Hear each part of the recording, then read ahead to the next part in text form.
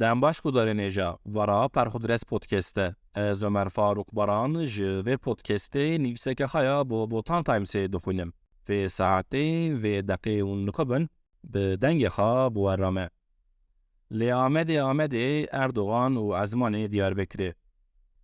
Dolmuşek li Nêzyanît Parkê bi Lê Amedê çerx dibe. Ji salên 1990 ve li Diyarbekirê kî vê stranê dibîse, tavîlê tê derdixe ku ew stran temsîla siyasetekê ye. Partiyên wê siyasetê li ser heva tune girtin, lê hakim jî zanin, hikûmetê jî zanin ku wê hertin li ber xwe da ye û bi navekî din, caneka din bi navekî din kesk bûye.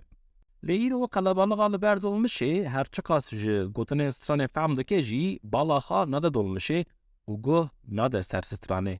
Çünkü ew qelebalixek ku qefle bi qefle berbiciyê mîtîngê dimeşe, bi dehan salan e li pey Serokkomarê Tirkiyê Recep Tayyip Erdogan û partiya wî AK Partiye.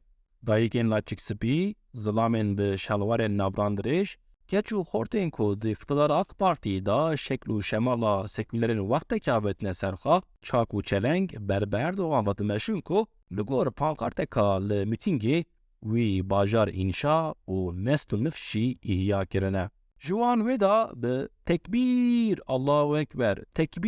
Allahu Ekberan muhafazakarên Diyarbekir Hüdaparî têne meydana mîtîngê. Ew jî pişt Erdogan digirin. Li meydana mîtîngê dengên Kurmancî, Zazakî û Tirkî têne bihîstin.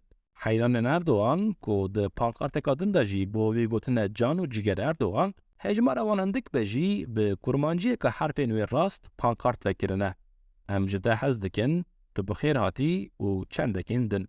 Qanmeqanma qelebalixê li hêlekê Sofiyekî dil daye AK Partiyê dixwaze barîyeran derbas bike û here li camiya nû ya li berciyê mîtîngê nimêja xwe esir bike. Ji qelebalixê yek dibêje bernadin Sofî, heta merasîm çê nebe tu nikare erî camiyê. Bernadin. Bo kesên li rêya Xwedê cih tê ferz li sinetan ba dide. Lê gava mesele dibe şan û şerefa merasîmê, Sofiyek bo here li camiya mestî mezin nimêja xwe bike, mecbûr li benda Serokkomar dimîne. Serokkomar tê û koçito tê li nikê siyaseta bi milyonan Kurd li pey dixe. Dibêje ew terorîstin, dibêje ew qatilin, dibêje ew bi dehan salin wer zirar ziyanê didin. Di 14 Nîsanan 2023 da hem bi van gotinan dengê Erdogan diçe erşê ezmanan, hem jî ji Dolmuşê warê şêran Amedê.